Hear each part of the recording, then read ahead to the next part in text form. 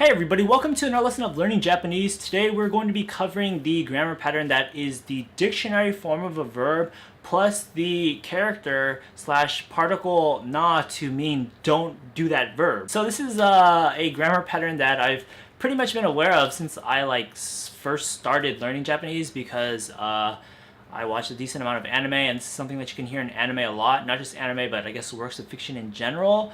I actually thought that it was too kind of informal or too crude to constitute its own lesson or to be an urgent lesson to cover. But apparently some sources list this as appearing on the JLPT, so I am going to cover it because of those reasons. You'll hear it heard on TV and anime.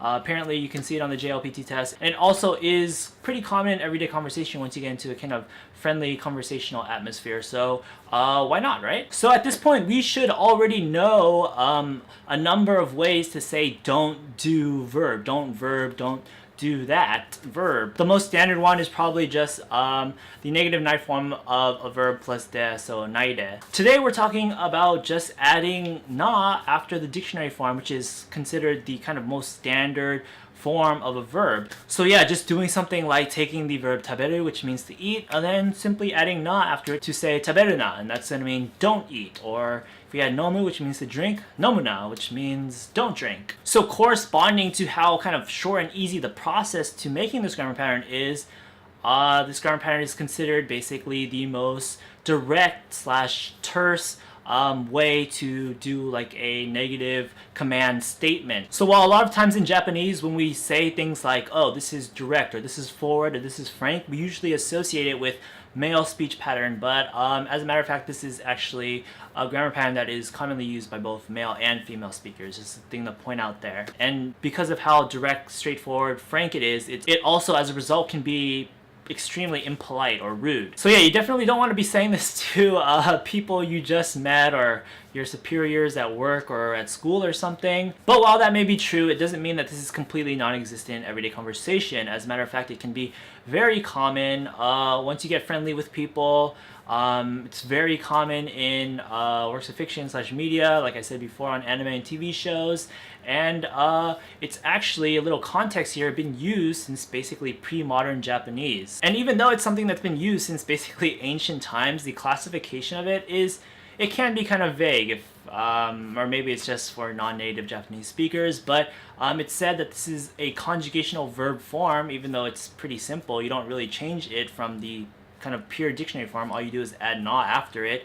And it's also said that it's kind of just a sentence ending particle. The na there is just kind of this, what we call a prohibition particle. It means don't do that thing that you put it after. But yeah, luckily for learners of the language, you don't necessarily need to know what type of grammar pattern thing it is to understand its usage and the expression it is. So in any case, this grammar pattern is pretty darn simple. I went through 2 example sentences in like 10 seconds, taberu na, nomu na. But we're going to try to go into a few more example sentences to make sure we learn as much as possible, even though it's such a simple thing. We want to kind of suck it of all of its information. So for our next example of this, we'll use a line that you can commonly hear in anime. It's just going to be the line kochi kuru na, and this is going to translate to basically don't come to me, or just more naturally in English, stay away or get away. So you probably don't need me to, but I'll break it down.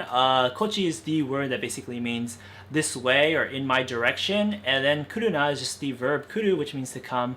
With this grammar pattern, we simply plug the particle na right after it. So kuru means to come, kuruna means do not come or don't come. And so since I already mentioned anime a couple of times already, one additional little thing that I want to point out is that in kind of works of fiction and anime, sometimes you'll hear a kind of more slurred version of this grammar pattern in which kuruna will turn into kunna. This will mean the exact same thing, it's just kind of expressing that the person who's saying it's even more, slurring it even more. Maybe they're in such a state of anger or confusion. Another example would be something like suruna, it will turn into sunna. This isn't exactly a grammar pattern in and of itself. It's not a different form. It's kind of just a common thing where people will slur their speech. So yeah, I just wanted to point point that out in case you heard it in those forms and got kind of confused. I thought you said the dictionary form plus na was the shortest form of negative command. Why does this? It has technically fewer letters. Well, that's not exactly a grammar form or pattern or whatever in and of itself. It's kind of just slurred speech. Our final topic revolving around this grammar pattern is going to be how easy it is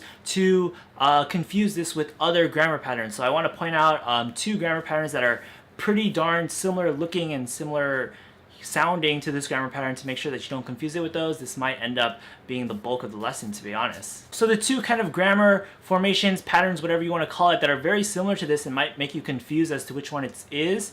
The first one is kind of just, what if we use a dictionary form verb and it appears at the end of the sentence right before the sentence ending particle na, which is used to express basically emphasis. That would be the exact same formation that we have here, a dictionary form of verb plus na, but it means something else. It means I'm just emphasizing right after, and coincidentally the verb that I'm using is in the dictionary form, as opposed to the grammar pattern that this video is about, is where I'm telling you not to do that verb because I'm using this negative command form. So the thing is, with these two types of patterns basically, sometimes it's really easy to distinguish if you hear it, because sometimes the tone that people will say it in or the emphasis that they put on certain characters will give it away. But if it's in written language, like if you're reading it, it'd be hard to tell.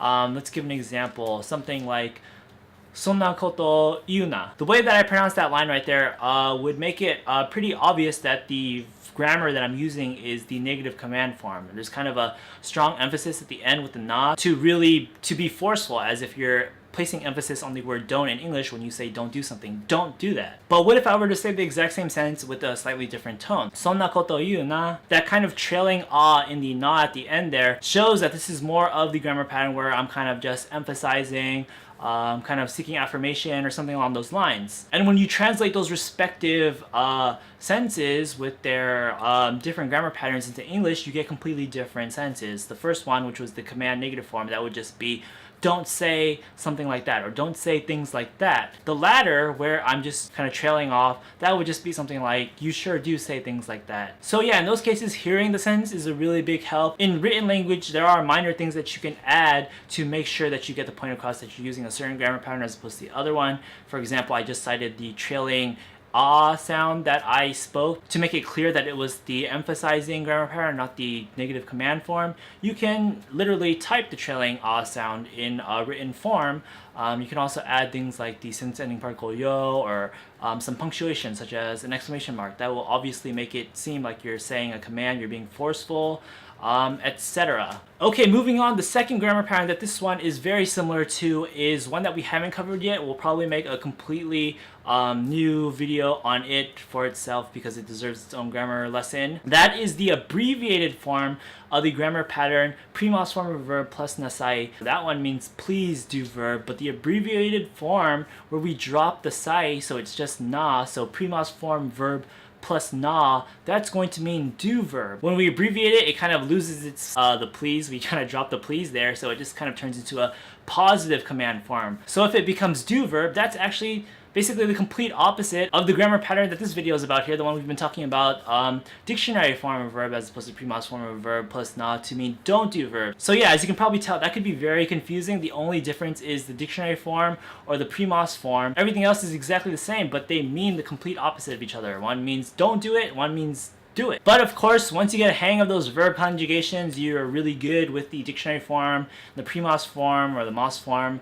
Once that happens, at least you pretty much have a foolproof way of telling which one's which. So an example, we'll use the verb kiku, which means to listen, to hear. What if we say kiki nasai? This is going to translate to please listen. What if we change that nasai form into the abbreviated form with just na? Kiki na, this will translate to listen, as in I'm telling you to listen, do listen. And then lastly, if we use it in the grammar pattern that this video is about, the dictionary form of the verb plus na, kikuna, this is going to translate to don't listen, the complete opposite of the one that we just did before. And so yeah, it can be kind of intimidating because it's very similar, but they mean exactly the opposite. So you can be completely wrong in your interpretation of someone's words or something, but I just gave you the tools to make sure that doesn't happen, or at least the tools that you can remember to go, oh wait, I should know this. I do know this. That's not what it means. It means this instead. So yeah, you're welcome. So yeah, that's going to wrap it up for this video lesson. Make sure to tune in next time. Sugi no video mo mina. And that's going to mean do watch the next one, not Do not watch. Next one. Okay, so that's going to wrap it up for this video. I hope you learned something and I hope you enjoyed your time doing so. If you'd like to express that, you can like the video, leave a comment below, or subscribe if you haven't already. If you'd like to support more of these video lessons, please do consider checking out our Patreon page. Also included on the screen right now are, of course, a bunch of links on where to find and follow us elsewhere online. Lastly, check out our Discord server. We've got a community of hundreds of so if you're looking for somebody to voice chat with just to practice speaking Japanese, or if you just want to talk about anime or music or manga. And with that, see you next time.